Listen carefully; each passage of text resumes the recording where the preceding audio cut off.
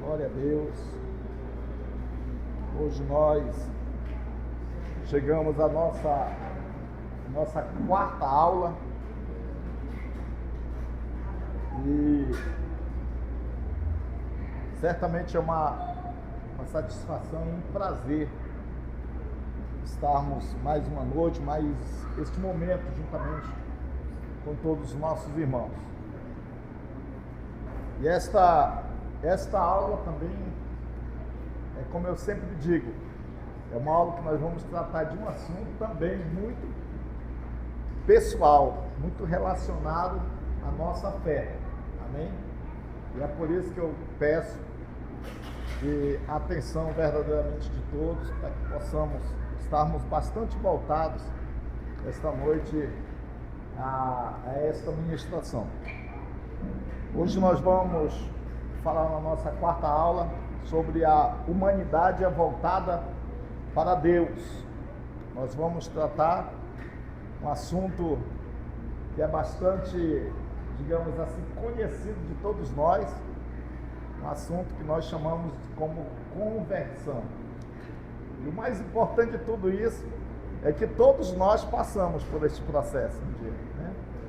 Todos nós que hoje temos a plena convicção da nossa salvação, de que o nosso nome está escrito no livro da vida e de que verdadeiramente o Senhor, Ele fez em nós algo extraordinário, nos dando a cada momento, a cada instante, e no momento da nossa conversão, verdadeiramente uma nova vida, né?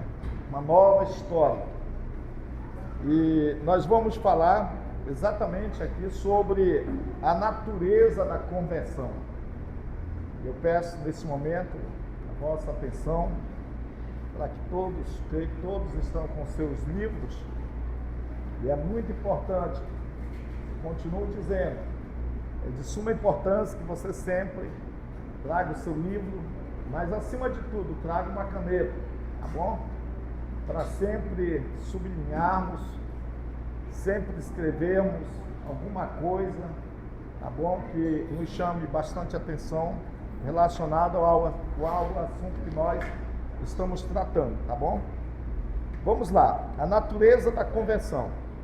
Nós vamos falar esta noite exatamente sobre a definição da conversão.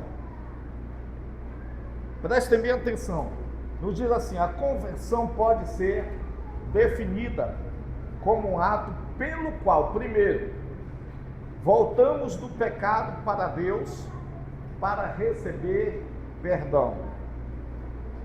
Eu creio que todos nós vivemos esta experiência, sim ou não, irmãos? Todos nós vivemos essa experiência. Segundo, para sermos salvos. Diga comigo, para sermos salvos. Terceiro, para sermos libertados do pecado. Em outras palavras, uma completa reversão de direção. Aquilo que nós, outrora, estávamos caminhando exatamente para a destruição, caminhando rumo ao inferno, mas o Senhor, pela sua misericórdia, Ele nos alcançou, fazendo-nos com que dessemos, né, uma reviravolta na nossa vida, digamos 180 graus aí, né?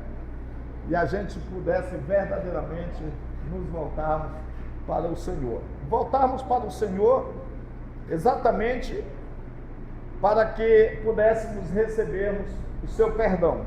Segundo, para sermos salvos. E terceiro, para sermos libertos do pecado, libertados verdadeiramente do pecado. É muito além de uma simples mudança de pensamento, atitude ou moralidade. Ela envolve cada aspecto do nosso ser humano. Ela envolve os nossos desejos, nosso estilo de vida, nossa vontade, nosso espírito e nossa atitude perante a vida. Esta é a transformação completa e espiritual. Segundo João, no capítulo 5, versículo 24, diz que esta pessoa que tomou essa decisão com Deus, com Cristo, ela passou da morte para a vida. E é exatamente isso. João, ele nos dá esta definição de uma forma extraordinária. Verdadeiramente, nós passamos da morte para a vida, para vivermos a vida de Cristo. Glória a Deus. Essa transformação espiritual que acontece por meio da conversão a Cristo não é igual a outros tipos de conversão. Pastor, existe outros tipos de conversão? Sim, não tenha dúvida, e nós vamos exatamente tratarmos sobre isso aqui, tá bom? Às vezes muitas pessoas podem até pensar que só existe a conversão, né, a Deus, mas não, existem vários tipos de conversão. Por exemplo, podemos nos converter, por exemplo, a um novo ponto de vista político. Aliás, eu creio que muitas pessoas diante de uns 10 anos para cá, por exemplo, muitas pessoas elas tiveram essa mudança, elas viveram essa conversão, né?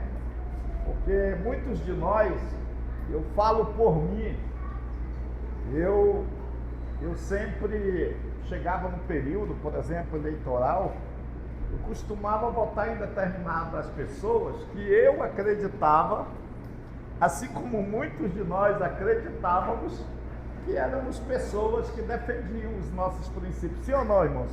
Não é verdade? E depois a gente acaba descobrindo que não é nada disso, né? As pessoas, na verdade, a gente acaba se decepcionando com as pessoas e a gente acaba tendo que fazer essa conversão, mudando exatamente esse nosso aspecto humano, né? E verdadeiramente acabamos tendo uma mudança totalmente pelo nosso ponto de vista político. Também muitas pessoas que se convertem exatamente de uma religião. Eu conheço muitas pessoas, por exemplo, que tinham muita dificuldade. Pessoas que diziam assim: nessa eu nasci, nessa eu vou morrer. Quantas pessoas você já conheceu? Quem já conheceu alguém assim? Levanta a mão, deixa eu ver, só para ver um pouquinho, olha aí, né? Quase todos, né?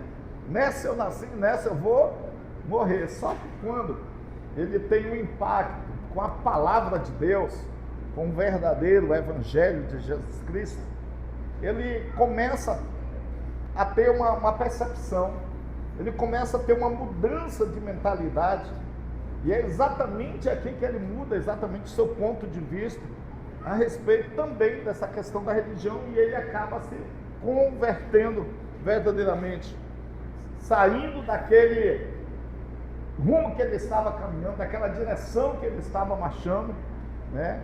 E marchando agora em uma outra direção. Também há uma nova moralidade, sem nunca nos comprometermos totalmente. Nós poderíamos aqui citarmos muitos exemplos, mas eu creio que todos nós somos conscientes a respeito disso. Bom, vamos lá então. Assim como temos que fazer quando morremos para o pecado e vivemos para Deus, Paulo, ele explica esta transformação radical que acontece na conversão cristã, quando alguém se converte a Cristo, dizendo o seguinte: se alguém está em Cristo, nova criatura, as coisas velhas já passaram, e eis que tudo se fez novo, né?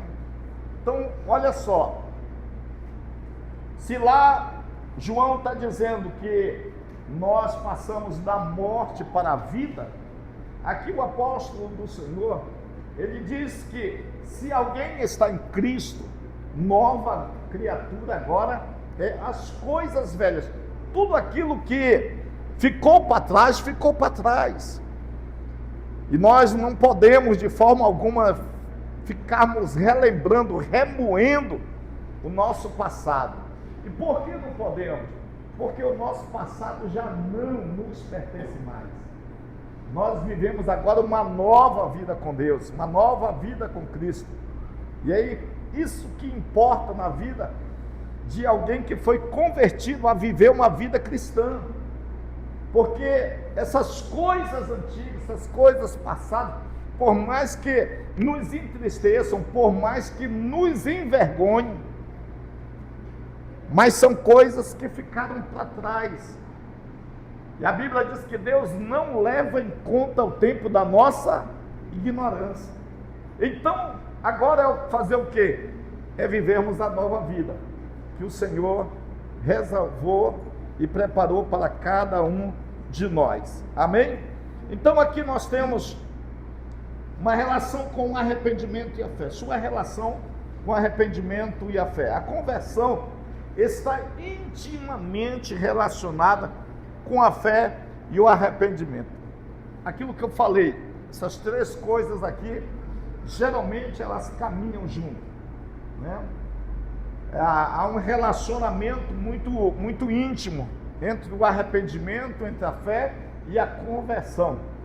Primeiro porque para nós vivermos a conversão em Cristo Jesus, vivermos uma vida cristã, nós precisamos, em primeiro lugar, nos arrependermos e crermos que Jesus Cristo verdadeiramente é o Filho de Deus e que Deus o ressuscitou dentre os mortos. Então, uma vez que nós acreditamos, nós cremos e nos arrependemos, há esta mudança radical na nossa vida, esta mudança de que nós mudamos a direção exatamente que nós outrora caminhávamos para vivermos uma vida agora com Cristo. Então vamos lá. De fato, às vezes a palavra conversão é usada para representar qualquer uma destas palavras, ou as duas, pois ela representa todos os passos envolvidos na volta do pecado para Deus. O arrependimento resulta, vamos lá, o arrependimento, nós já estudamos isso lá nas aulas passadas, né? Vamos lá, o arrependimento resulta no abandono e numa genuína tristeza por causa do mesmo quando vamos à cruz de Cristo. Na verdade, um dos aspectos negativos da conversão é o abandono ou repúdio ao pecado, isto é, o que compreendemos por arrependimento. O arrependimento não desculpa o pecado, pelo contrário, ele faz com que possamos confessarmos os pecados cometidos e as atitudes que são contrárias às leis de Deus. Isso é de suma importância a gente compreender, nós entendemos exatamente o que o escritor aqui está nos dizendo. O arrependimento, ele não desculpa o pecado. Às vezes nós costumamos, até nas nossas orações, quando a nossa consciência ela pesa, quando nós fazemos alguma coisa que desagrada ao Senhor, alguma coisa que entristeceu o Espírito Santo, e às vezes nas nossas orações nós fazemos aquelas orações muito artificiais, né? Aí a gente não dá nome para o pecado, a gente, Senhor, Tu sabe de todas as coisas. A gente começa, às vezes nas nossas orações, dizemos até para Deus assim: Senhor, perdoa as minhas falhas. Só que a gente esquece de confessar o pecado. A gente esquece de dizer para Deus o que foi que realmente aconteceu. E é aí que nós erramos. Porque pecado, ele é para ser confessado. Sabe? E como é importante nas nossas orações, nós abrimos, é por isso que nós temos esse livre acesso com o Pai. É por isso que nós temos esse livre acesso com Deus. Nós não temos mais um sacerdote, né, para chegarmos ali, termos que oferecer aquele sacrifício, né, e ele lá interceder por nós, pelos nossos pecados. Não, nós temos um livre acesso. Deus nos deu um livre acesso. E por que não termos esta liberdade exatamente diante de Deus em nossas orações? Eu lembro-me que um tempo atrás a gente chegava no culto de terça-feira, era meia hora, 40 minutos. Eu tive um pastor que era 45 minutos de oração. Ele não abria mão, 45 minutos de oração de joelhos. No culto que lá na verdade não era terça, era segunda-feira, nosso culto de doutrina e ensinamento. E uma das coisas que eu achava interessante é porque esse pastor, ele fazia algo assim que me chamava muita atenção. Quando ele falava que a nossa oração, ela tem que ser ouvida por Deus. Porque às vezes nós, pastor, mas Deus, antes de eu abrir a minha boca, Deus sabe o que eu vou falar. É verdade. É verdade. Mas as nossas orações, elas precisam ser ouvidas. Mas hoje tem crentes que ele vem para a igreja, ele dobra o joelho. Se você estiver aqui ao lado dele, você não vai ouvir absolutamente, porque a oração dele é um silêncio total. É um silêncio total. Você não sabe nem se ele ora verdadeiramente, se ele está orando ou deixa de orar. Porque ele não... E às vezes hoje, as nossas orações, aí tem a colaboração de algum som. Tem igreja, irmãos, que só ora se tiver som ligado. Eu me sinto extremamente perturbado com esse negócio. Eu não gosto. Porque, eu não sei, mas se tiver um louvor ali, me parece que tira a minha concentração da oração, irmãos. Eu não sei se isso acontece com os irmãos. Isso acontece com alguém aqui, irmãos? Não? Eu, por exemplo, eu me sinto. Eu, por exemplo, a não ser que seja aquele louvor mesmo bem baixinho ali mesmo, só, aí tudo bem. Mas se for aquele som, porque às vezes a gente não consegue nem ouvir. A gente não consegue nem ouvir a nossa oração, porque o som está ali às vezes já um pouquinho alto, sabe? Eu me sinto incomodado com isso.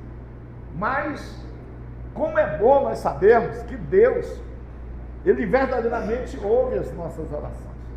E é exatamente nesse momento que nós precisamos abrirmos o nosso coração, principalmente se estivermos dentro do nosso quarto, sabe, irmãos, orando, e tivermos no nosso momento a sós com Deus. É quando nós devemos verdadeiramente abrir o nosso coração, derramar o nosso coração diante de Deus e falar verdadeiramente tudo o que está aqui dentro. Porque às vezes nós parece que limitamos tanto as nossas orações, e às vezes nós até esquecemos verdadeiramente de colocarmos para fora tudo que precisa ser colocado. Mas aqui o arrependimento, ele não desculpa o pecado, pelo contrário, verdadeiramente confessa os pecados cometidos e as atitudes que são contrárias à lei de Deus. A fé é um ato positivo pelo qual voltamos a Deus. Contemplamos a Deus que providenciou a cruz como uma cura para a doença do pecado que nos infecciona, porque é exatamente isso que o pecado ele causa em nós, uma infecção espiritual. Colocamos nossa vida e o nosso destino futuro nas mãos dele. É importante nós ouvirmos e aprendermos exatamente sobre o que verdadeiramente a Bíblia ela diz a respeito da conversão. Aqui nós temos o primeiro subtópico do segundo tópico, que fala sobre o uso da palavra conversão. Vamos lá, vamos aprender aqui? Já vimos que a palavra conversão significa uma reviravolta completa na vida de alguém. Sim ou não? Existem várias palavras na Bíblia com referência à mudança. Às vezes a transformação que se refere é pura física. Aqui, que o escritor está nos falando aqui, a respeito daquele ato em que Pedro estava exatamente tendo um momento ali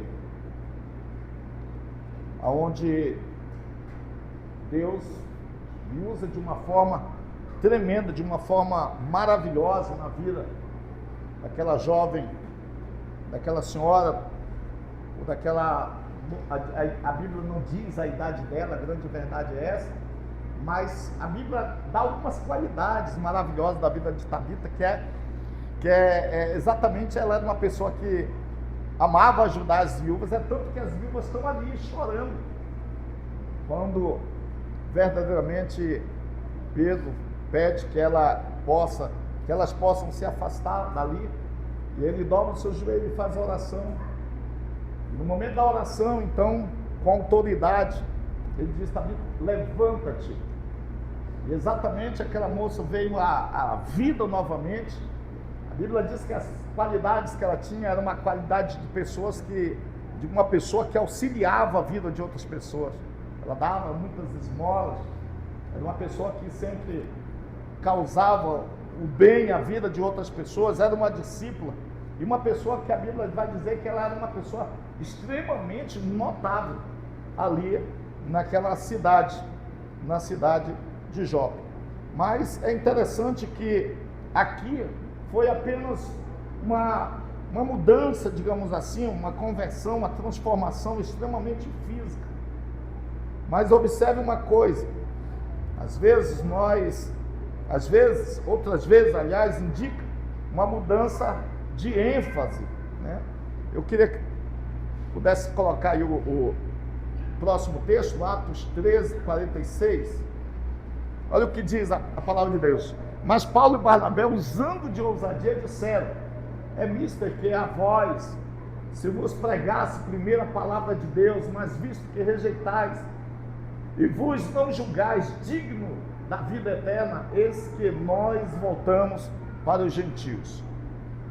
É importante nós observarmos que esse texto sagrado, ele vai nos falar exatamente do momento em que Paulo e Barnabé estão ministrando a palavra, porque eles tinham ainda em seu coração que a prioridade deles eram os judeus, e eles sempre tinham essa preocupação de pregar aos judeus. Mas visto que enquanto eles estavam ali pregando, os judeus estavam murmurando, eles estavam exatamente fazendo com que toda a palavra de Paulo caísse por terra, e eles verdadeiramente estavam renunciando totalmente à mensagem do Evangelho. E o que é que Paulo faz? Paulo muda a direção da mensagem. Uma vez que eles se rejeitam a palavra, aí Paulo se volta a quem? Se volta para os gentios, porque ele foi levantado exatamente para esta finalidade, para ser o apóstolo dos gentios, porque os discípulos, os apóstolos, eles tinham esse entendimento. Por isso que várias vezes Deus permitiu que viesse exatamente a perseguição ali em Jerusalém, para que eles pudessem serem dispersos e pudessem alcançar exatamente os gentios. E é o que acontece aqui, é exatamente essa mudança de ênfase. Uma vez que a palavra estava sendo direcionada aos judeus, de repente Paulo faz com que a palavra seja direcionada agora. Aqui é uma conversão, uma mudança de ênfase aqui para agora os gentios, para que os gentios fossem alcançados pela palavra. Entre os vários usos desta palavra, porém há o uso que se refere à transformação espiritual. Em 1 Samuel, no capítulo 10, versículo 6, vemos que quando Saul foi transformado em outra pessoa, ele experimentou uma verdadeira conversão ou transformação espiritual. Aliás, muitas pessoas nem sabem que Saul, quantos aqui sabem que Saul foi profeta? Levanta a mão aí, deixa eu ver. Pois é, né? A maioria de nós não sabemos, né? Mas ele foi um profeta.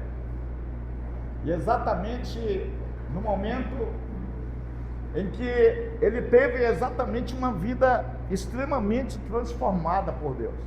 Conversão total mesmo, e espiritual. Por mais que lá na frente ele tenha tido lá as suas falhas, suas quedas, né? Mas eu gostaria que... Deixa eu ler aqui o texto para vocês. E busca, por exemplo, o versículo... Deixa eu me lembrar aqui, o versículo 3, se não me foge a memória. Não, versículo 3 desse mesmo capítulo, da onde você estava. 1 Samuel 10, 3. Isso. Vamos lá. Vai mais adiante, versículo 4.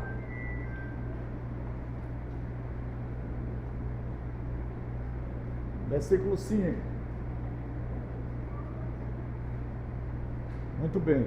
Então virás ao outeiro de Deus, onde está a guarnição dos filisteus, e há de ser que, entrando ali na cidade, encontrarás um rancho de profetas que descem do alto e trazem diante de si saltérios e tambores e flautas e harpas, e profetizarão. Versículo 6. E o Espírito do Senhor se apoderará de ti, e profetizarás com eles, e te mudarás em outro homem. Vai lá, versículo 7. E há de ser que quando estes sinais te vierem, fazem o que achar a tua mão, porque Deus é contigo. Vai mais adiante.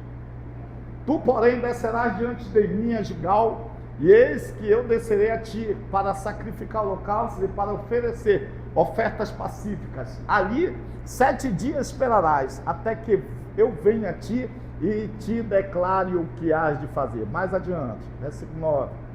Sucedeu, pois, que virando ele as costas para partir de Samuel, Deus lhe mudou o coração em outro, e todos aqueles sinais aconteceram aquele mesmo dia. E quando chegaram eles ao outeiro, eis que um rancho de profetas lhes saiu ao encontro, e o Espírito de Deus se apoderou dele e profetizou no meio deles. Esse era o Saul, que muitos de nós não conhecemos ele como um profeta. E aí ele trouxe espanto, porque no momento em que Deus muda exatamente a história dele, e ele se converte verdadeiramente, antes do seu chamado para ser ungido a rei de Israel, os próprios profetas, eles ficaram impressionados. Mas quem é ele? Ele é da família dos profetas. Mas foi Deus que o levantou, foi Deus que fez com que ele tivesse exatamente essa transformação maravilhosa, essa transformação espiritual. Por mais que Saul tenha tido lá na frente, né, uma vida, digamos, de extremo sucesso, porque não podemos dizer de forma alguma que Saul não tenha tido uma vida de grande sucesso como rei, como verdadeiramente um capitão do exército de Israel. Saul governou por 40 anos. E o mais importante é que ele nunca teve uma derrota como capitão dos exércitos do Senhor. Ele foi um rei extremamente vitorioso. Extremamente vitorioso. Falhou na vida espiritual pelo fato de querer fazer o que ele não deveria ter feito. e às vezes deixar de fazer o que ele deveria ter feito. É exatamente o que nós já estudamos. O pecado que nós cometemos de omissão, né? Que nós às vezes cometemos, e aquele pecado que nós muitas das vezes não damos muita importância, né? Mas é exatamente ali que nós às vezes deixamos muito a desejar na nossa vida espiritual. Porém, se nós observarmos a história de Israel, a gente vai ver que Saul durante 40 anos governou a Israel.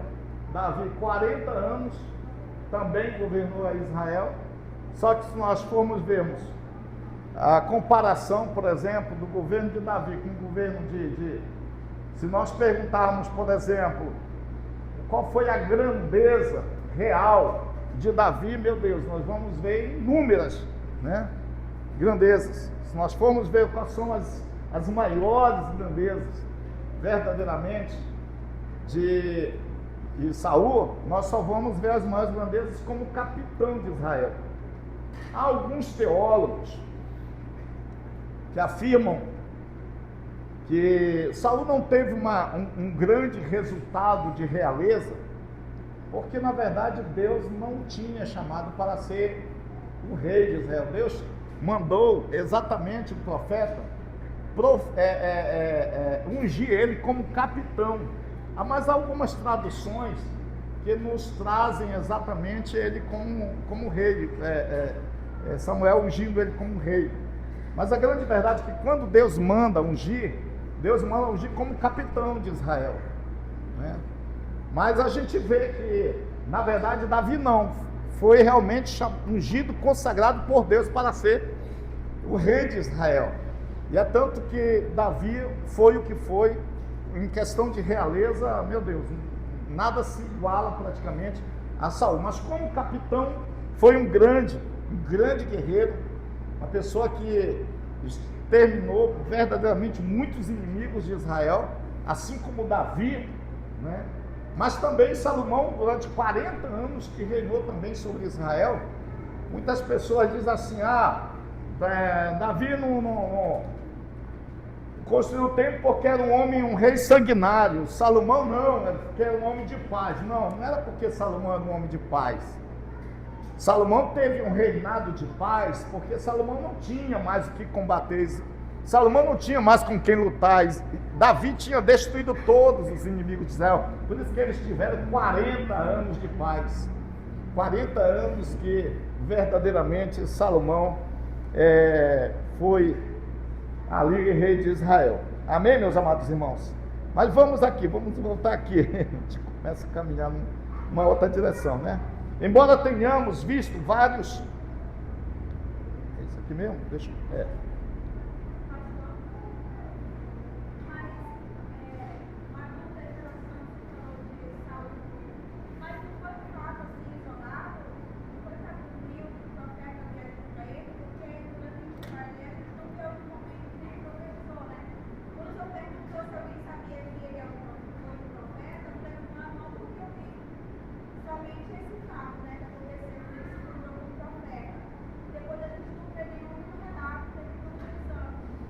Mas é exatamente por isso que ele foi uma sombra para os demais profetas. O que eu estou dizendo aqui é que nós não conhecemos na história da vida de Saul que Saul tenha profetizado. Entendeu?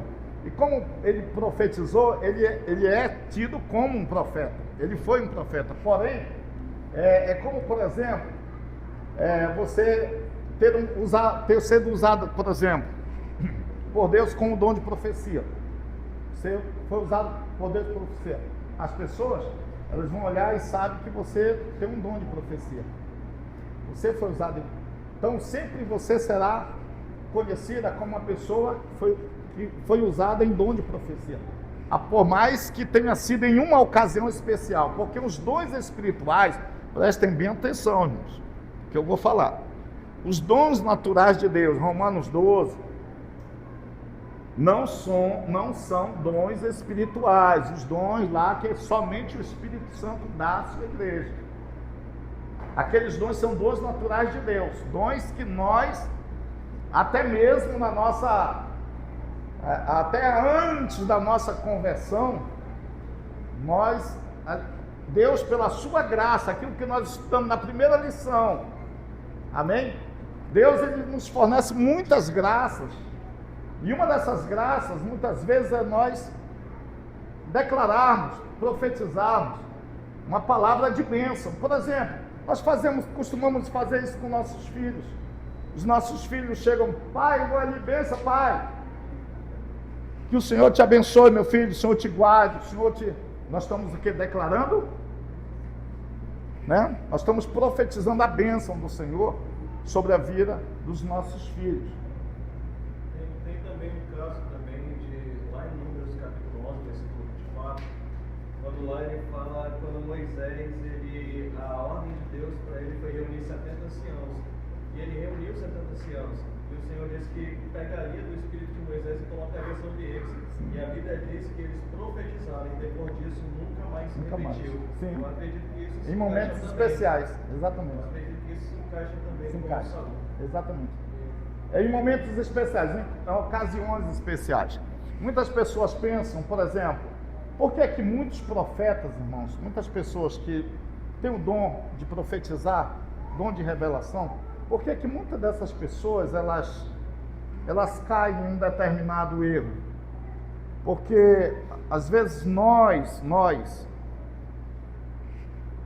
a irmã ali, por algum momento, o Espírito Santo a tomou e ela, digamos, profetizou ou revelou alguma coisa, digamos assim, pelo Espírito. Aí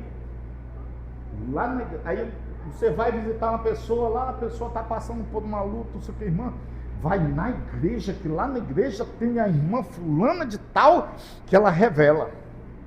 Que ela não sei o que. Aí você traz, irmão, eu trouxe aqui fulana de tal para a irmã orar, porque essa pessoa está passando não sei o que. Aí eu sei que a senhora tem o dom da revelação, o dom da profecia. Aí já encostou a irmã na parede. Aí às vezes a irmã se sente na obrigação que tem que profetizar, porque a irmã já fez o comercial da irmã, ou vice-versa, do irmão. Já fez o comercial e para a irmã não sair envergonhada, aí vem a coisa. Por quê? Porque vem o problema. E o que é que nós precisamos entender é que o vaso é de barro. E é aí que mora o problema. É por isso que a gente precisa estar muito vigilante concernente isso. Amém, irmãos? Muito vigilante, tá bom? Então essas coisas acontecem em ocasiões especiais, em momentos especiais que Deus, se Deus determina, se Deus te usa, Deus vai te usar em momentos especiais. Deus já me usou, irmãos, em momentos especiais. Eu não sei se ainda vai acontecer uma outra situação daquela, mas eu sei que eu já fui usado. E todos nós, essa experiência, ela pode surgir com cada um de nós, termos experiências dessa natureza. Amém? Mas não é porque o Senhor me usou em um momento de uma ocasião especial, é que eu, né, agora vou... Não. Vigia, servo, que o vaso é de barro, amém? Mas busquemos os dons espirituais. Aquilo que eu falei até no áudio lá do grupo, que nós somos levados a buscarmos os dons espirituais. O batismo com o Espírito Santo, ele é para os nossos dias. O dom de profecia é para os nossos dias. O dom do discernimento é para os nossos dias. Os dons de revelação é para os nossos dias. O problema é que nós estamos esquecendo de buscar e nos dedicarmos verdadeiramente a buscarmos esses dons espirituais. Amém? Vamos lá. Embora tenhamos, no desafio de Pedro, o povo em Atos 13:19, há outro exemplo de conversão espiritual. Arrependei-vos, pois, e convertei-vos, para serem apagados os vossos pecados. Embora tenhamos visto vários exemplos do uso da palavra conversão na Bíblia, ela se refere principalmente a alguém que volta para Deus por meio de uma ação sobrenatural do Espírito Santo e recebe o seu perdão. Nós conhecemos que é o Espírito Santo que nos convence do pecado, da justiça e do juízo. Essa ação do Espírito Santo na vida do pecador é que faz com que esse pecador tenha um verdadeiro encontro com Deus e uma mudança radical, de uma forma sobrenatural, através do Espírito Santo em sua vida. Exemplo de conversão. Nossa experiência de conversão não tem nada a ver com nossa religião. Pelo contrário, ela trata da nossa relação com uma pessoa.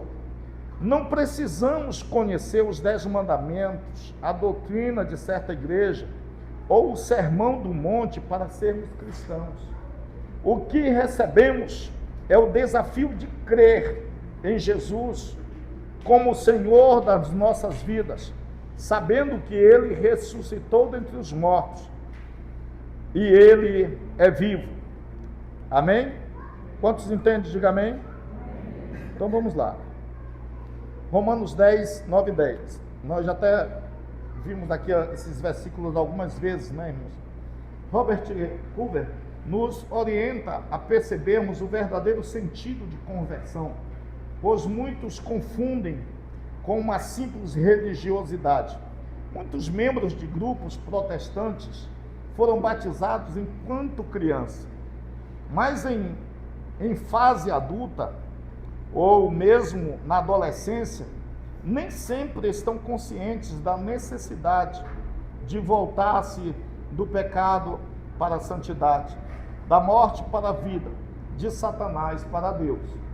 Isso aqui, queridos, é de suma importância que nós tenhamos até muita consciência concernente isso aqui a respeito dos nossos filhos. Às vezes nós, como pais, há um desejo muito grande no coração da gente, quando o filho ali completa 12 anos de idade, e a gente quer batizar o filho, não é verdade? Sim ou não? Não é verdade? Todos nós, a gente tem um desejo, meu filho já tem 12 anos e já pode ser batizado. Só que nós precisamos termos um devido cuidado, se realmente, porque 12 anos ainda é uma criança, precisa-se saber verdadeiramente se ele já tem uma verdadeira maturidade a respeito do que vem ser o batismo, se ele é bem instruído nisso, se ele é consciente da decisão que ele está tomando para a sua vida, porque muitas das vezes ele vai ser batizado porque o papai disse que ele vai ser batizado. Às vezes o pai não tem aquela comunicação tão direta com os filhos, aí diz assim: olha, eu já te coloquei lá para você ser batizado. Aí o menino, eu vou, mas ele não tem a mínima noção do que, e às vezes acontece, o pior é que às vezes acontece até dele falhar ou não estar presente no dia em que vai haver o estudo sobre o batismo, que ainda é pior ainda, né? Porque se ele não tinha nenhuma, digamos assim, uma noção, né, sobre o que é o batismo, aí que ele não vai ter mesmo, né? Mas ele vai participar. Então o batismo, às vezes, ele passa de forma despercebido, não tem, digamos assim, um significado importante na vida dele concernente o batismo. E é exatamente isso aqui que o nosso escritor aqui, ele faz com que nós possamos refletirmos concernente isso. E muitas das vezes se faz necessário, né, às vezes faz necessário a questão assim da consciência verdadeiramente dessa pessoa, saber, como por exemplo o novo convertido, que a pessoa passa 1 ano, 2 anos, 3 anos, 4 anos, aí sempre que você pergunta, ele diz: não, irmão, porque eu ainda sou um novo convertido. Ele não participa da escola bíblica, ele não participa dos cultos de doutrina. Aí sempre que surge qualquer coisa, qualquer situação que encoste ele um pouquinho na parede, ele vai dizer assim: não, irmão, porque eu ainda sou um novo convertido. Mas esse novo convertido, até por quê? Porque se fizer uma perguntazinha bem mesmo básica para ele, né? Perguntar, por exemplo: por que você é salvo? Aí ele vai dizer assim: porque eu sou salvo, Aí ele vai lembrar, é porque antes eu vivia lá no mundo, né? Aí eu vivia na bebida, eu vivia no jogo, eu vivia no vício, eu vivia na prostituição. Aí Jesus me salvou. Quer dizer, na verdade ele não respondeu porque ele é salvo. Ele confundiu as duas coisas. Ele confundiu o que é doutrina da salvação com a doutrina da libertação. Ele está falando de libertação, ele não está falando na verdade, porque ele é salvo. Então é esse cuidado que nós precisamos ter, e principalmente com os nossos filhos, nós trazermos a sua memória para que eles não se tornem pessoas adultas sem ter verdadeiramente, digamos assim, um verdadeiro sentido da palavra conversão, e para que eles jamais possam cair exatamente nesse erro de não poder verdadeiramente definir digamos assim, o estado da sua vida espiritual. Amém? Um belo exemplo de conversão em todos os seus aspectos encontra-se em Atos 16, 13 a 15. Aqui vemos que Lídia, uma gentia que temia ao Deus de Israel, que o louvava sem aceitar todas as leis cerimoniais dos judeus e que orava. Quando Paulo pregou as boas novas de Jesus, Deus abriu o seu coração e ela ouviu e respondeu alegremente à mensagem. Depois ela demonstrou ter sofrido uma transformação, submetendo-se ao batismo e oferecendo também hospitalidade a Paulo e seu grupo. A experiência de Lídia mostra que mesmo que uma pessoa seja sincera e aparentemente religiosa, ela precisa ter uma transformação decisiva para ser realmente convertida. Observe também como a palavra e o Espírito Santo operam juntos para levar a pessoa à conversão. Queridos, como a pessoa verdadeiramente ela se converte a Cristo, é nítido uma mudança extremamente na sua vida. Ela deixa verdadeiramente de ser aquela criatura. Uma vez eu contei, se não me engano, foi aqui no Novo Aleixo 2, que eu contei uma experiência de lá da nossa cidade, onde eu morava, quando a gente estava em um culto na Beira Rio. A gente foi fazer um culto no interior do Beiradão. Nessa época era o nosso pastor que hoje é até presidente da convenção do estado do Pará, o pastor Célio Nawad de Araújo. Ele era bem novinho na época, nessa época ele tinha completado 27 anos de idade. E ele era muito novo, porque lá os pastores todos já eram pastores assim, de cabecinha branca, que tinham sido nossos pastores lá. E de repente, quando nós fomos fazer a mudança dele, a gente achava que ele era o filho do pastor. E a gente sempre ficava, cadê o pastor? Cadê o pastor? E procurando, cadê o pastor? Cadê o pastor?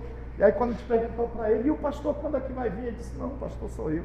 Aí foi para a gente um assombro, né? Porque 27 anos de idade, na verdade ele tinha 26, ele completou uns meses depois, 27 anos lá na cidade. Foi um assombro, 27 anos de idade. E aí esse pastor, foi interessante, nós fomos fazer um culto lá no interior. Aí chegou lá, nós tínhamos um fazendeiro que era ao lado da fazenda desse irmão, que nós íamos fazer o culto. E aí o pastor disse assim, aquela casa tão linda ali, rapaz, quem é que mora lá? Aí o vizinho disse, pastor, lá é o seu fulano de tal. Mas pense numa pessoa estúpida, pense numa pessoa grossa, pense numa pessoa, pastor, ele tem nojo de crente, ele tem raiva de crente, ele não sei o que e tal, e pintou e bordou assim, né? Relacionado a isso aí. E aí o pastor disse, pois então eu vou lá. Aí foi tipo assim, foi um desafio para ele. Ele foi lá e ele fez questão de ficar conversando com esse cidadão. Olha o tempo que ele demorou, ele veio de lá já quase na hora de começar o culto. Ele ficou lá conversando com esse cidadão, um bom tempo lá. E pasme o que eu vou dizer para vocês. No momento que o culto começa, nós estávamos ali, já tínhamos cantado acho que uns 3 louvores mais ou menos, tínhamos feito a leitura da palavra. Chega aquele cidadão. E todo mundo na comunidade sabia que ele era um senhor extremamente que não gostava de crente. Queria fazer ele perder a estribilha dele, era falar alguma coisa de Jesus para ele lá, que aí o negócio mudava. E de repente esse cidadão ele chega, e quando ele chega, como o pastor foi lá pessoalmente convidá-lo, o pastor então tomou a posição de sair daqui, foi lá e trouxe ele para sentar bem na frente, sentou bem na frente mesmo, o pastor colocou ele. E aquele cidadão começou a ouvir a pregação, e no momento final da mensagem, aquele homem veio à frente aceitando a Jesus como se fosse uma criança chorando. Sabe o que é uma criança chorando? Você já viu uma criança quando ela está querendo alguma coisa e você não dá aquela... Exatamente aquele homem veio chorando aceitar a Cristo. Esse homem era um dos maiores fazendeiros daquela região. Ele tinha vários barcos. E aquele homem, ele deu um dos barcos mais lindo que ele tinha à igreja.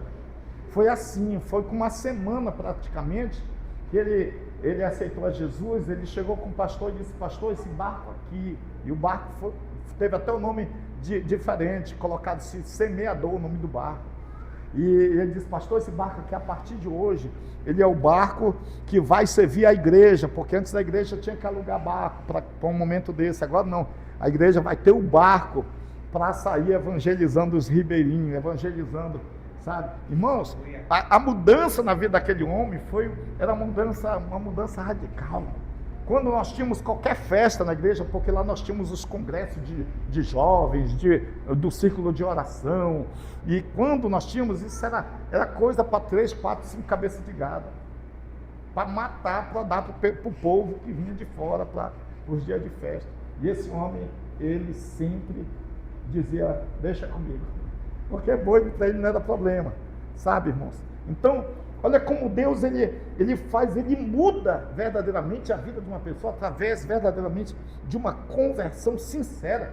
Ele muda totalmente a vida de uma pessoa. Exemplo disso nós temos inúmeros exemplos dessas vidas em toda a Bíblia Sagrada. Amém? Vamos aqui, onde nós paramos? Deixa eu ver aqui. Muito bem. O carcereiro filipense é outro bom exemplo da conversão cristã. Neste segundo caso, aprendemos que Deus é capaz de usar vários meios para chamar a atenção do pecador às vezes. Ele usa um desastre natural, como aconteceu lá, né? Tal como um terremoto, uma tempestade, uma crise pessoal ou um problema sério. Estas experiências às vezes chocam bastante os pecadores e os ajudam a ver uma necessidade espiritual e a buscar uma solução. Note que o Evangelho é a solução de Deus à necessidade do pecador. O versículo 32 é o instrumento da conversão. Aquele homem, ele se vê ali tão desesperado, né? E quando ele vê que todo mundo está ali, e na verdade ele fica, digamos assim, impactado. Como assim? Depois de todo mundo estar solto, está todo mundo aqui, né? E ele faz aquela pergunta, que é a pergunta clássica, né? E é aquela pergunta que verdadeiramente o leva à salvação. O que devo fazer para ser salvo, né? E o apóstolo do Senhor então vai dizer: crê no Senhor Jesus e será salvo tu e tua casa. Porque é exatamente isso que Deus deseja fazer, aleluia, com todos. É um instrumento da conversão. Observe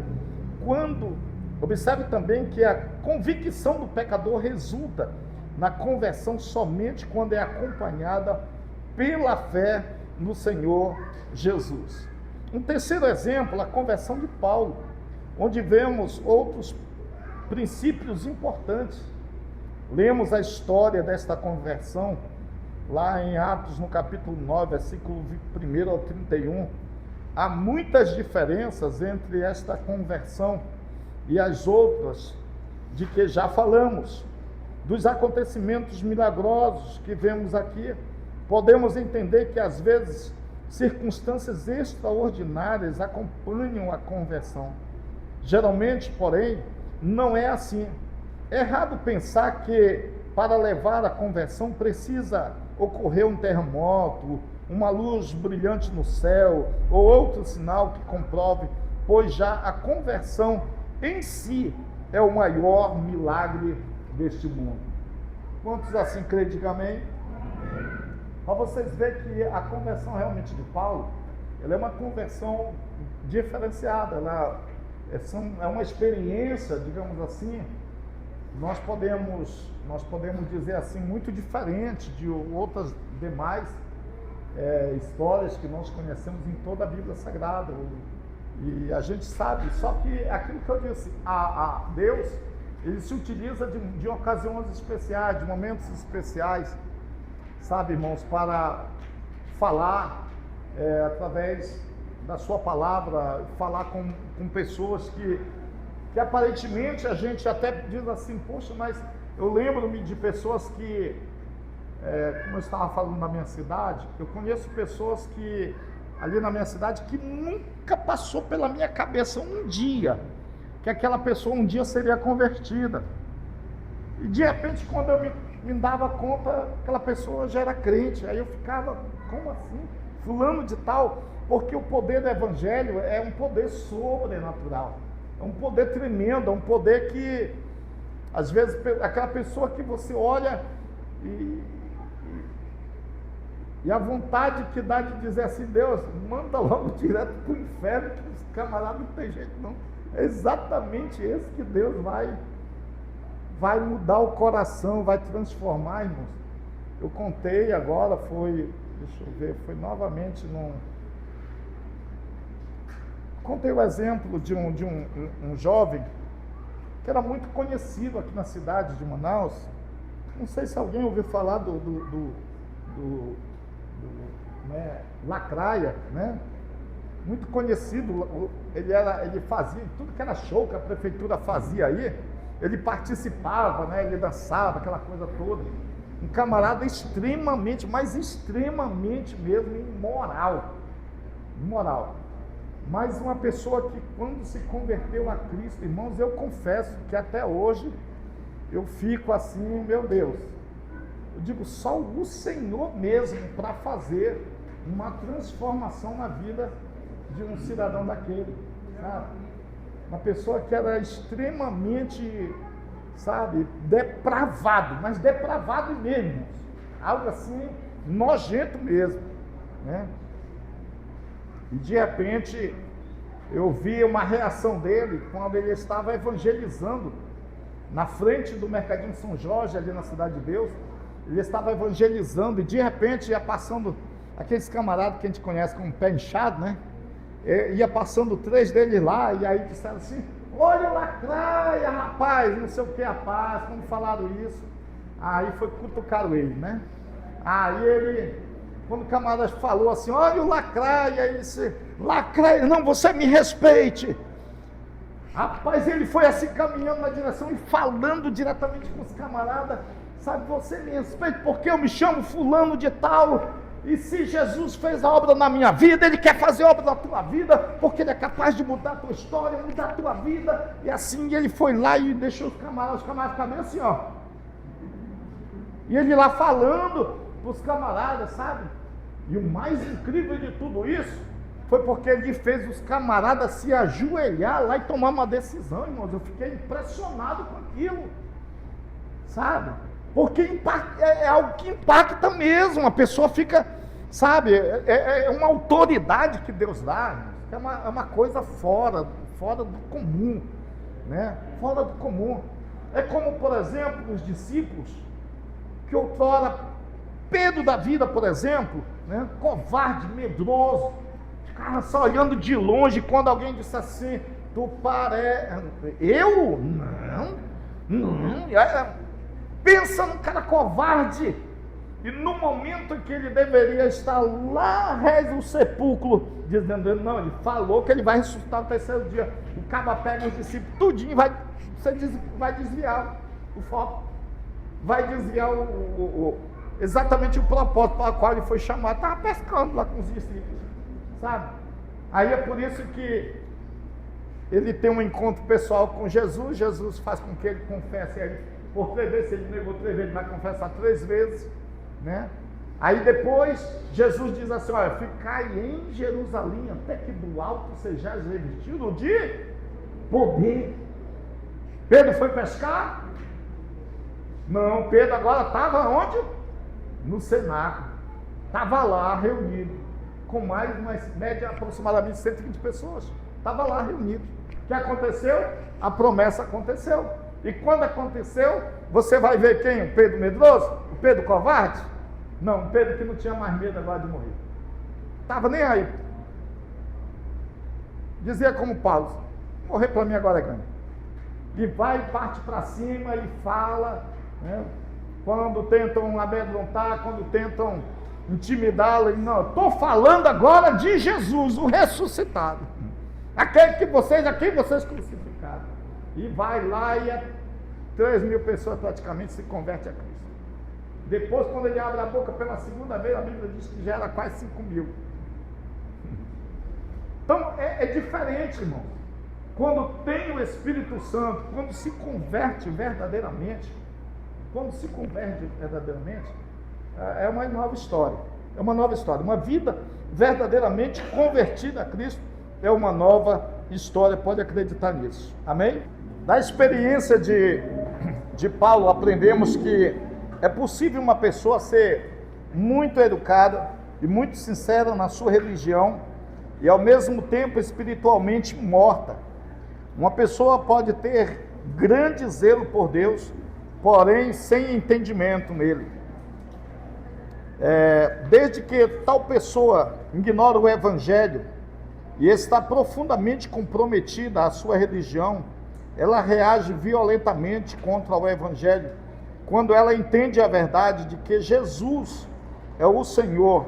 Ela tem uma base firme para a conversão.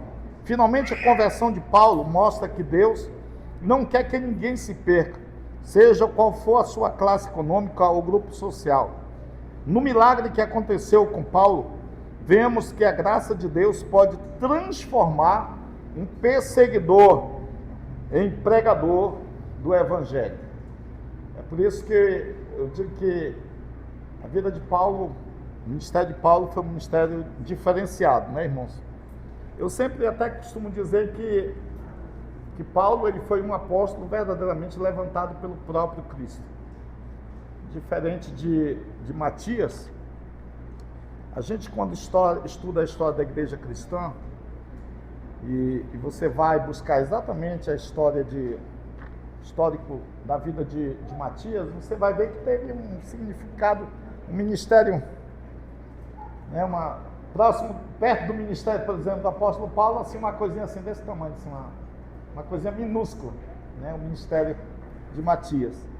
Porém, a gente vê que a Bíblia diz que, faltando, né, um dos apóstolos, o tempo se passou e os apóstolos viram a necessidade de se colocar um outro apóstolo, mas em nenhum momento a Bíblia vai nos dizer que foi o próprio Cristo, né, que os recomendou, ou que pediu para que fosse levantado. A Bíblia diz que, como tinha outros demais candidatos, foi lançado sorte sobre Matias e o seu concorrente, e Matias ficou com a vaga, né? Porém, logo em seguida, Paulo tem esse encontro com Jesus, onde Jesus dá exatamente a ele o direcionamento e depois dá um testemunho para qual finalidade ele estava o chamando. E se a gente for observar, você vai ver que a pergunta é: quantos reis, quantos príncipes de Israel, por exemplo, Pedro evangelizou? A gente vai ver que não teve nenhum.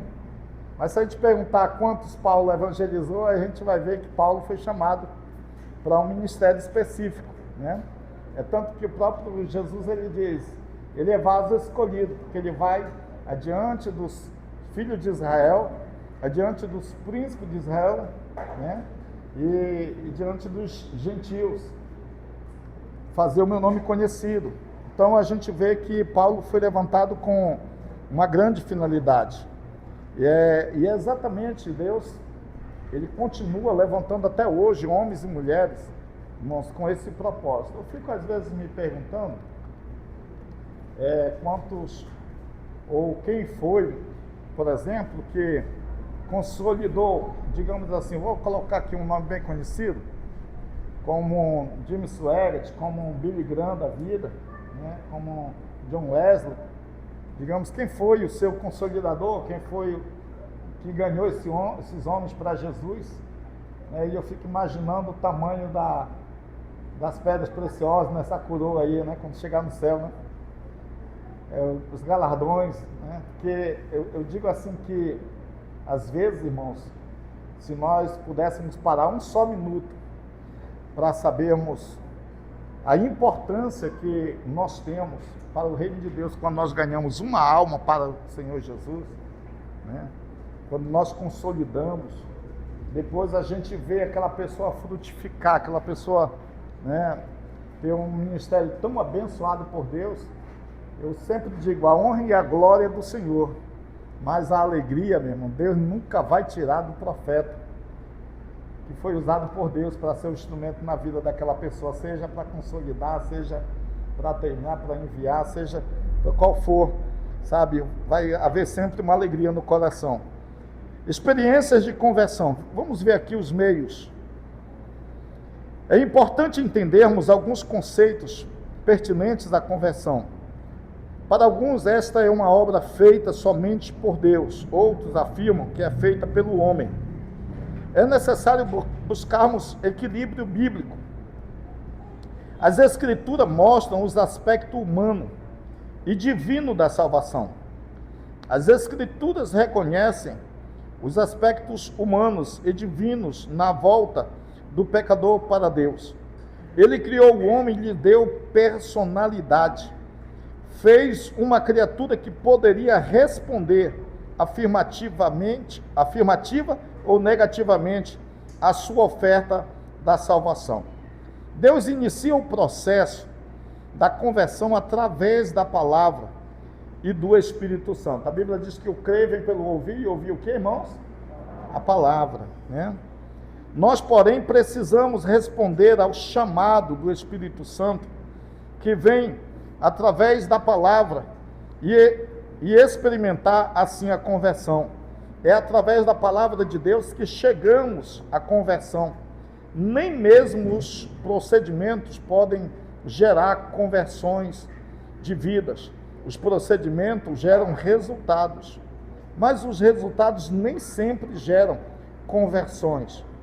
A pressão pode produzir resultados, a música tem um poder psicológico, o cenário é capaz de estimular, as histórias podem emocionar, mas nada disso gera necessariamente conversões. A verdadeira conversão na vida de uma pessoa, ela é gerada exatamente através de uma ação do poder do Evangelho, do poder da palavra de Deus. É por isso, eu volto a dizer, é por isso que se faz necessário sempre estarmos atentos à igreja. Quando nós temos uma pessoa amiga entre nós, 2 pessoas, 3 pessoas, ou várias pessoas amigas entre nós, da necessidade de nós não nos apegarmos somente a uma palavra edificativa, né, de edificação, mas a uma palavra verdadeiramente de conversão, uma palavra evangelística, para que possa exatamente a palavra, o evangelho surtir efeito na vida desta pessoa através da pregação do evangelho e através da ação do Espírito Santo. Amém, queridos? Amém. Quando nos voltamos para Deus, deixamos simplesmente que Ele entre em nossa vida e tome controle completo dela. Talvez possamos entender melhor com este exemplo. Quando o Senhor entra em nossa vida, Ele muda a direção dela. Antes dele entrar, somos como pilotos não treinados, tentando guiar nossa própria vida. Porém, se nos voltarmos para Ele, deixamos esta situação perigosa e permitimos que ele tome a direção. Vemos, portanto, que as pessoas se voltam para Deus, vemos, portanto, que as pessoas se voltam para Deus e Ele as guia no caminho da verdade e da justiça. É muito certo orar como o salmista, no Salmo 85, versículo 4, torna-nos a trazer, ó Deus, da nossa salvação. Torna-nos a trazer, ó Deus, da nossa salvação. Deus também nos convida para nos voltarmos para Ele. Deus bate à porta dos nossos corações, mas nós precisamos responder. Temos que abrir voluntariamente, porque Ele não vai forçar a entrada. Aqui nós temos exatamente uma palavra falando que há, de alguma forma, muitos até dizem, não, a nossa salvação, ela não tem nenhuma interferência humana. A decisão é unicamente de Deus. Aqueles que acreditam exatamente na doutrina da eleição, mas na doutrina, eu sempre costumo dizer, a doutrina da eleição é uma doutrina bíblica. A doutrina da predestinação é uma doutrina bíblica. Porém, nós precisamos vermos os conceitos que esta doutrina ela nos traz. Volto a dizer, todas as vezes que a palavra de Deus nos fala sobre a doutrina da predestinação e a doutrina da eleição, nunca nos fala exatamente de uma forma, digamos assim, pessoal. Fala no coletivo, não no individual. Porque se Deus predestinou alguma coisa para Israel, foi no coletivo. Se Deus predestinou alguma coisa que a igreja, é no coletivo, até mesmo porque igreja não é no individual. Eu não sou igreja, nós somos a igreja, amém?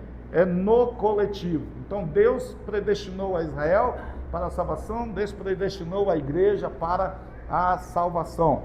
Então a nossa conversão a Cristo, ela se dá no exato momento em que nós respondemos de forma afirmativa e voluntariamente o plano da salvação, o chamado para a salvação.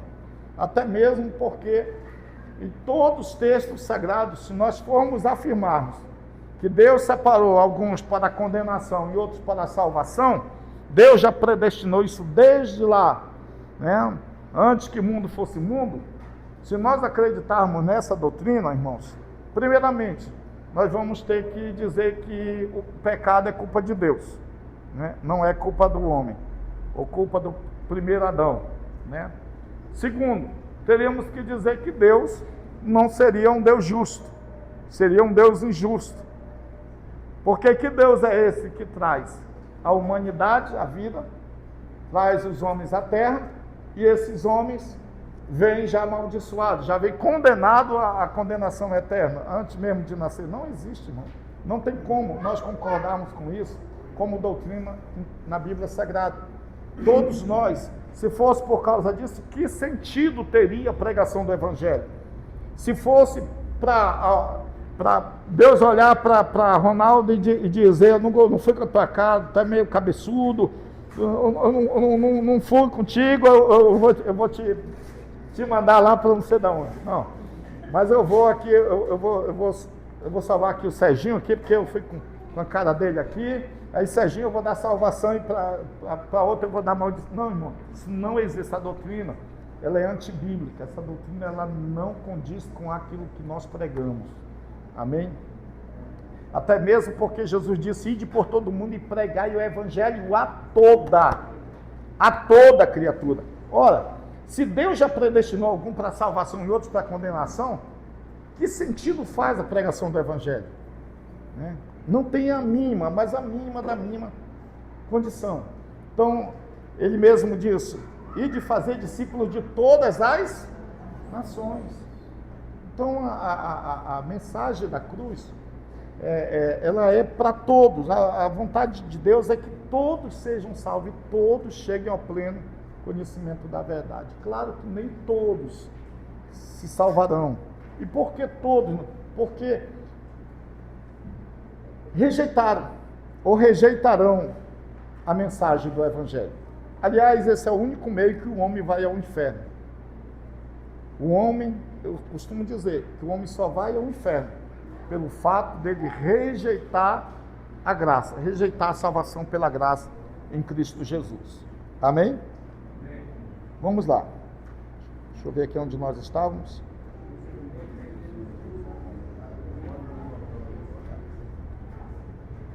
O instrumento que Deus usa para nos levar à conversão é a pregação do Evangelho. O Espírito Santo usa a palavra para nos convencer do pecado e para produzir a fé. Assim nós nos arrependemos, cremos em Jesus e somos convertidos. Nesse processo, Deus é glorificado e nós somos redimidos. Não limitamos a soberania de Deus, nem o nosso livre arbítrio. Preste bem atenção. Não limitamos a soberania de Deus, nem o nosso livre arbítrio. Paulo declarou que a sua mensagem era Cristo crucificado. 1 Coríntios 2:2. Podemos observar que ele pregou o significado da morte e da ressurreição de Jesus. 1 Coríntios 15, versículo 13, versículo 4. E sua mensagem incluiu muitas referências à obra do Espírito Santo. É bom que nós sempre observemos isso, meus amados irmãos. A ênfase, porém, na sua pregação do Evangelho foi a morte remidora de Jesus Cristo. Ele proclamou esta mensagem não como uma demonstração de sua própria habilidade de falar, mas no poder do Espírito Santo. Aliás, ele sempre fazia questão, de dizer, quando eu fui ter convosco, eu não fui ter com palavras de sabedoria humana, mas da intrepidez do Espírito Santo, daquilo que o Espírito Santo concedeu para que ele pudesse falar e transmitir para a compreensão de todos e para que todos fossem alcançados pela palavra de Deus. O resultado, portanto, não refletiu o poder do homem, e sim o poder de Deus. Se Paulo quisesse persuadir, quisesse convencer o homem com a sua própria sabedoria, jamais Paulo teria êxito, irmãos, no seu ministério, como Paulo foi e teve um ministério absolutamente de sucesso em toda a sua trajetória, Então aqui nós temos aqui inúmeros textos bíblicos, exatamente, que nos faz refletir. Pena que o nosso horário eu não sei se é o irmão Valdinei que está lá rodando o ponteiro do relógio mais rápido, só sei que o negócio vai tão rápido.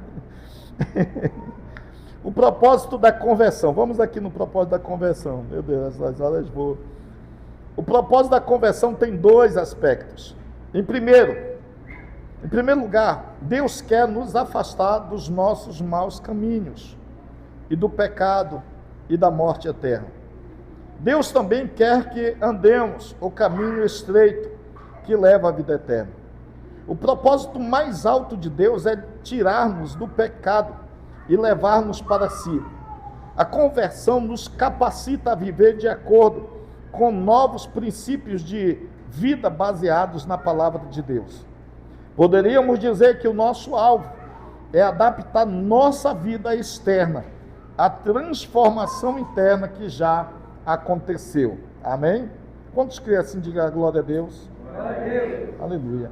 Nossa posição em Cristo como povo de Deus chega a ser um testemunho poderoso para os outros, porque nosso comportamento cotidiano se conforma a esta posição. Note bem que, como Paulo descreve este processo de crescimento e de transformação à imagem de Cristo, começa com a conversão.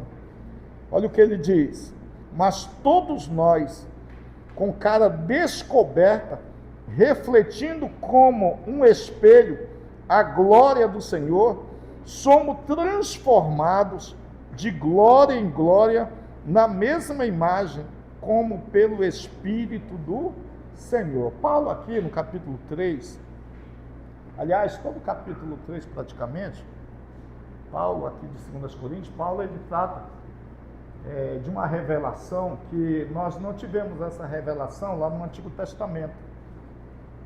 A Bíblia nos diz que quando Moisés descia do monte, a Bíblia nos diz que o seu rosto brilhava, a glória de Deus brilhava ao ponto de os israelitas não conseguirem olhar para o seu rosto, ao ponto que a glória de Deus ela se manifestava, ela brilhava no rosto de Moisés. E a Bíblia vai nos dizer que Moisés, ele cobria o seu rosto, enquanto ele estava ali na tenda, dando atendimento à nação de Israel, a Bíblia diz que ele cobria o seu rosto com um véu. Só que a Bíblia não vai nos dizer lá o porquê que ele cobria o seu rosto. Mas já no capítulo 3 de 2 Coríntios é que a gente vai ter esta revelação. Paulo, ele vai nos trazer esta revelação. Que tudo isso acontecia para que o povo de Israel não percebesse quando a glória de Deus estava se esvaindo do rosto de Moisés e o povo não endurecesse o seu coração e voltassem à incredulidade. Olha só, né? E aqui Paulo ele vai usar exatamente isso aqui quando ele nos diz aqui, mas todos nós com cara descoberta, não precisa mais, como Moisés, colocarmos um véu no rosto para escondermos a glória de Deus. Quer dizer, e para que o povo não possa perceber quando a glória de Deus estava se esvaindo.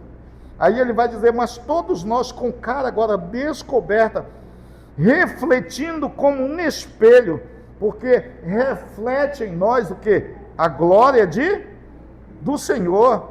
A glória do Senhor, a Bíblia diz que nós somos transformados de glória em glória na mesma imagem, como pelo Espírito do Senhor. Por isso que eu digo que há uma importância tremenda na nossa vida, a presença do Espírito Santo. Porque somente a presença do Espírito Santo na nossa vida, moldando o nosso caráter, moldando, sabe, a nossa vida, meus amados irmãos, é porque nós nos tornamos a cada dia mais amadurecidos na fé, mais firmes, mais maduros e semelhante a Cristo Jesus, através dos frutos que o Espírito Santo ele produz na nossa vida. Então, é importante isso aqui. É verdade que a conversão significa uma reviravolta total. Antes estávamos presos à terra. Olha só, que coisa maravilhosa isso aqui. O propósito da conversão é exatamente isso aqui, porque antes nós estávamos presos à terra. Agora, já que voltamos para Deus e estamos indo para o céu, olhamos para cima e refletimos a sua imagem aos outros. Assim é que nós somos transformados em cartas vivas, levando a mensagem de Deus a todas as pessoas. É muito triste quando em um determinado lugar, em um determinado local, principalmente de trabalho, onde nós estamos, ou até mesmo dentro dos nossos lares, quando nós não damos verdadeiramente testemunhos de servos de Deus, de filhos de Deus, de homens de Deus, de mulheres de Deus, quando nós não damos esse testemunho, nós jamais seremos uma carta viva. Porque é através da nossa vida que as pessoas, elas veem o Senhor e elas testificam através da nossa vida. Olha como é bom, olha como é bom. Se um dia, eu já ouvi pessoas que dizem assim, se um dia eu tiver de ser crente, mas eu quero ser crente igual o senhor fulano de tal, igual como a senhora fulana de tal. Isso é que é testemunho, irmãos. Por quê? Porque as pessoas veem naquela pessoa a imagem de Cristo. É uma carta aberta, mas é triste refletindo, como um espelho, como diz o apóstolo do Senhor, né? A imagem de Cristo. Mas é muito triste quando a gente vê, né? Eu até contei para vocês aqui, acho que foi no primeiro dia, o testemunho aqui de um irmão ali de Novo Alexandre, que ele foi muito duro, depois dos filhos todos se converterem, a esposa se converter, né? Mas ele era um coração muito endurecido. Nós fomos lá com ele várias vezes conversarmos, e ele com um coração muito endurecido, mas ele foi abrindo o coração conforme o tempo, ele foi abrindo o coração até que um dia ele se decidiu para o Senhor. Mas o que mais pesava na balança era o mau testemunho que ele já tinha de determinadas pessoas, e uma dessas pessoas era uma cunhada dele, por incrível que pareça. Então ele sempre ficava jogando, de vez em quando ele, sabe, ele ficava remoendo aquilo. E essas coisas, às vezes, irmãos, elas afetam muito, mas muito mesmo, sabe, das pessoas se aproximarem, verdadeiramente terem uma comunicação mais direta com o Evangelho e receberem verdadeiramente a salvação de Cristo Jesus. Vamos aqui. Resultados da conversão. O primeiro resultado que nós temos aqui da conversão é exatamente de sermos filhos de Deus. Olha o que diz aqui: tendo recebido o Filho de Deus como Senhor. O primeiro resultado é recebermos Jesus como Senhor de nossa vida. Segundo, Salvador.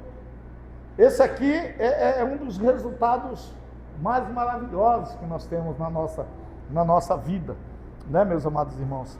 Aprendemos algo da grandeza desta transação, e o testemunho é este, que Deus nos deu a vida eterna. Esse resultado aqui é maravilhoso, né? É que Ele nos deu a vida eterna, e esta vida está em seu Filho Jesus. Quem tem um filho tem quem não tem um filho não tem a vida. Um dos resultados imediatos da conversão é a salvação da morte espiritual. Assim como existem os 3 tipos de ressurreição, existem os 3 tipos de morte. Existe a morte física, a morte espiritual e a morte eterna. Da mesma forma como existe a ressurreição de mortos, dentre dos mortos, e a ressurreição dos mortos, que um dia certamente se concretizará dos mortos. Dentre os mortos, nós já tivemos essa experiência, e de mortos também já tivemos, no período dos profetas, no período do próprio ministério de Cristo, dos apóstolos. Nós tivemos a ressurreição de mortos, nós tivemos a ressurreição dentre os mortos, e é por isso que ele foi feito, a Bíblia diz, a primícia dos que dormem, que ele foi o único que ressuscitou, mas não desceu mais à sepultura. Ele continua vivo e vivo para todo sempre, sentado à destra do Pai. É por isso que Paulo vai dizer que ele é a primícia dos que dormem. Louvado seja o nome do Senhor nosso Deus. Então, olha o que nós temos aqui então. Um dos resultados imediatos, então, é a conversão, é a salvação da morte espiritual. E o mais interessante é que esta morte espiritual, ela, na vida de muitos crentes, ela se dá em vida. Porque uma vez que nós aceitamos a Jesus, nós temos a vida eterna. Amém, irmãos? Nós temos a vida eterna. Mas uma vez que nós começamos a negligenciarmos, ou tratarmos de forma irresponsável a nossa comunhão com Deus, a vida eterna que o Senhor nos confiou, ou a nossa fé que um dia nós abraçamos, porque a nossa fé que um dia nós abraçamos, ela não é uma fé irresponsável, ela é uma fé que requer de nós responsabilidades, deveres. É por isso que ela é uma fé que precisa ser preservada. Nós já tratamos isso aqui, se não me engano, foi na segunda aula, né? Foi na primeira, né? Ela precisa ser preservada. E muitas das vezes Tem pessoas até que ainda caem naquele erro, né? Não, pastor, mas uma vez salvo, salvo para sempre. Não tem, independente do que eu venha fazer, né? O Senhor já preparou a minha salvação e então não preciso me preocupar com nada disso. Só que não, isso não é verdade, né? A Bíblia diz que aquele que perseverar até o fim, esse será salvo. É verdade que tem alguém por aí que até brinca com nós, pentecostais, né? Que até diz assim, os pentecostais acreditam que pecou, Deus vai lá e apaga. Se reconciliou, Deus vai lá e coloca de novo. Essa brincadeira é uma brincadeira que haverá prestação de conta, né, irmãos? Que na verdade nós não acreditamos nisso. Pastor, eu queria fazer uma pergunta, tem um contexto todo disso aí, porque a gente sabe quem fala isso geralmente são os presbiterianos, né? Os batistas. Os calvinistas. Essa linha calvinista, né? E tem um texto de Romanos 9 que eu queria até pedir pro irmão colocar, porque esse é o texto básico que todo calvinista ele usa para falar a respeito de uma suposta unitariedade de Deus, que ele age e ele faz tudo conforme o seu querer. Lá em Romanos 9, no versículo 12, diz assim, ó: e foi dito, o maior servirá ao menor. A leitura é um pouco extensiva. Como está escrito, amei Jacó e odiei a Esaú. Que diremos, pois, que a injustiça da parte de Deus? De maneira nenhuma, pois diz a Moisés, compadecer-me-ei de quem me comparecer, algumas traduções de quem eu quiser me comparecer, e terei misericórdia de quem eu tiver misericórdia. Assim, pois, isso não depende de quem quer, nem do que faz a obra, do que corre, mas de Deus que se compadece. Porque diz a Escritura: Faraó, para isso mesmo te levantei, para em ti mostrar o meu poder, para que o meu nome seja anunciado em toda a terra. Logo, pois, compadece-se de quem quer e endurece a quem quer. Esse é o texto base, né? Que eles usam. Sim, esse texto é o texto-chave deles. Né? Aí olha essa continuação. Dir-me-ás então, por que se queixa ele ainda, o homem? Porquanto quem resiste à vontade de Deus, mas o homem, quem és tu, a que Deus replicas? Porventura, a coisa formada dirá o que formou, por que o fizeste assim? Ou não tem o oleiro poder sobre o barro para da mesma massa fazer um vaso para honra e outro para desonra? E que direi se Deus, querendo mostrar sua ira e dar a conhecer o seu poder, suportou com muita paciência os vasos da ira preparados para a perdição, para que também desse a conhecer da riqueza da glória nos vasos de misericórdia, que para a glória já dantes preparou, né? E olha, eu estou falando esse texto aqui e eu tenho a linha arminiana, né? Eu sei a resposta disso aqui. E talvez algum irmão, já passou por esse texto, nem prestou atenção nesse texto, né? Mas talvez tenha vindo uma pulga atrás da orelha, né? Só para a gente aí justificar entre os irmãos, porque a resposta ela está no próprio contexto do capítulo 8, 9, 10 e 11. Sim, não tenha dúvida disso. Uma coisa certa, eu vou fazer o seguinte com os irmãos. A pena que nem todos congregam aqui no 2, né? Eu poderia trazer um estudo bem detalhado a respeito disso aí, porque esse é um assunto que, se nós formos entrarmos aqui por esse outro lado aqui, a gente deveria aqui ter pelo menos umas 3, 4 horas aqui para a gente desenvolver esse assunto aqui legal. Mas deixa eu te falar uma coisa. Uma coisa é nós entendermos o chamado de Deus para um momento, para um chamado específico de Deus, que é claro que Deus ele tem a sua soberania para tomar uma decisão. Deus não precisa perguntar do homem, ou seja de quem for, para qual decisão ele vai tomar. Deus é Deus. Porém, uma coisa certa, quando se trata da salvação em Cristo Jesus, a soberania de Deus, ela está aqui, ela continua aqui, ela nunca vai sair daqui. Ela vai continuar no mesmo lugar, ele vai continuar sendo Deus da mesma forma. Só que nós jamais poderemos fugir exatamente do pensamento do livre-arbítrio.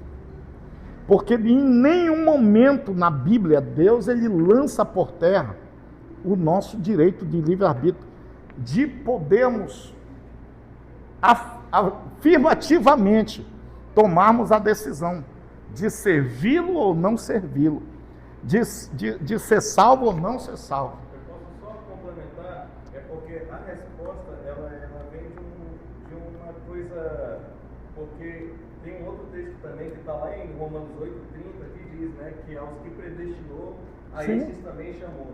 Eles usam isso como uma forma de falar que a predestinação, né, da tal forma, mas só se nós retrocedermos... Aí já é como eu disse, sempre vai vir no coletivo. Isso, se nós retrocedermos o versículo 29, coloca aí, irmão Janém, por favor, se nós retrocedermos ao versículo 29, aí está a resposta ali, ó, porque aos que dantes conheceu. Ou seja, segundo a presciência. Sim, segundo a presciência. Ou seja, então Deus ele predestinou com base no conhecimento futuro de coisas que a gente já vai viver e ele sabe já predestinou a gente dentro disso aí. Não somente esse texto, mas como tem outros demais textos, que sempre Deus, quando ele fala sobre eleição, sobre predestinação, está relacionado à sua presciência. Não ao fato de Deus ser um Deus injusto, de querer condenar alguém ou amaldiçoar alguém, né? Porque senão ele não seria Deus, né? Então, mas vamos voltar aqui ao assunto. Mas esse assunto depois a gente vai remoer ele. Vamos lá. E é um assunto que eu amo, esse assunto aí. Vamos lá. Um dos resultados imediatos da conversão é a salvação da morte espiritual. Sim, tá.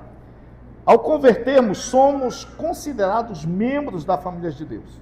Amados, agora somos filhos de... E ainda não é manifestado o que haveremos de ser, mas sabemos que quando ele se manifestar, seremos semelhantes a ele, porque assim como o veremos. Então, mais um resultado da conversão que nós temos aqui é que nós seremos semelhante a ele. Amém? Também nossos pecados estão apagados. Esse é mais um resultado tremendo, maravilhoso da conversão. Atos 13:19. Não estão apenas cobertos para serem descobertos de novo. De fato, o salmista diz: quando está longe o oriente do ocidente, assim afasta de nós as nossas transgressões. Salmo 103, versículo 12. Isaías também reconfirma esta verdade. Eu mesmo sou o que apaga as tuas transgressões, por amor de mim e dos teus pecados não me lembro mais. Amém? Deus tremendo, é esse Deus maravilhoso que nós acreditamos, aleluia, que além, aleluia, dele apagar todas as nossas transgressões, aleluia, por amor, aleluia, do Senhor e por amor a nós, ele também, aleluia, perdoa os nossos pecados e a Bíblia diz que ele já nem se lembra mais. Amém, irmãos? Louvado seja Deus. Como membros da família de Deus, temos novos relacionamentos. Nós nos juntamos à multidão de outros convertidos à cruz de Cristo e todos formamos uma grande comunidade. Formamos a igreja do Senhor Jesus. Amém? De fato, fomos chamados para isso.